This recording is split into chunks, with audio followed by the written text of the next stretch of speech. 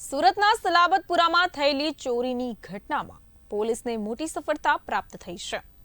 સુરતના સલાબતપુરા વિસ્તારમાં આવેલા એનટીએમ ટેક્સટાઇલ માર્કેટમાં આવેલી એક દુકાનમાંથી ₹14.70 લાખની રોકડની ચોરી થઈ હતી।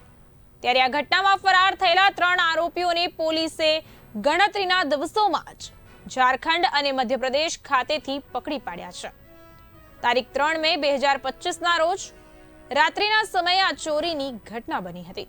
ટેક્સટાઇલ માર્કેટની દુકાનનું તાળું ડુપ્લિકેટ ચાવીથી ખોલી દુકાનની ઓફિસના ડ્રોઅરમાં રાખેલ ₹14.70 લાખની ચોરી થઈ હતી। ત્યારે પોલીસે દુકાન અને આસપાસના સીસીટીવી ફૂટેજના આધારે તપાસ કરી આરોપીઓ ગોડાદરા વિસ્તારમાં રહેતા હોવાનું જણાયું હતું। પોલીસે વધુ તપાસ કરી તમામ 3 આરોપીઓની ઝારખંડ અને મધ્યપ્રદેશથી ધરપકડ કરી ₹6.86 લાખ જપ્ત કરી વધુ કાયદાકીય કાર્યવાહી હાથ ધરી છે।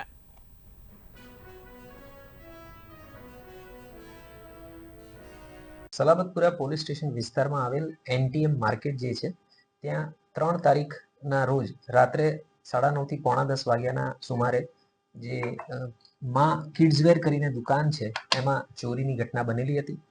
5 તારીખે સોમવારે સવારે જ્યારે તેના માલિકે દુકાન ખોલી અને એમના ધ્યાનમાં આવ્યું ત્યારબાદ એમણે ₹14,70,000ની આ જે ચોરી છે એની ફરિયાદ આપેલી હતી।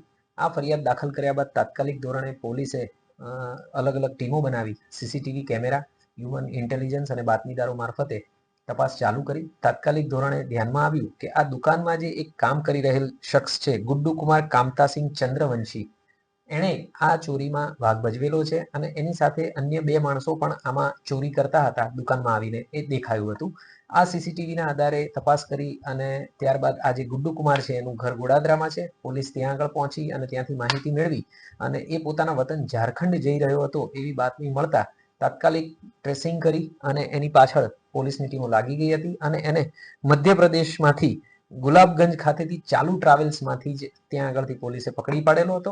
નજીકના પોલીસ સ્ટેશન લઈ જઈને એની પૂછપરછ કરવામાં આવી અને એની પાસેથી આજે ₹14,70,000 પૈકીના ₹6,86,100ની રિકવરી કરવામાં આવી।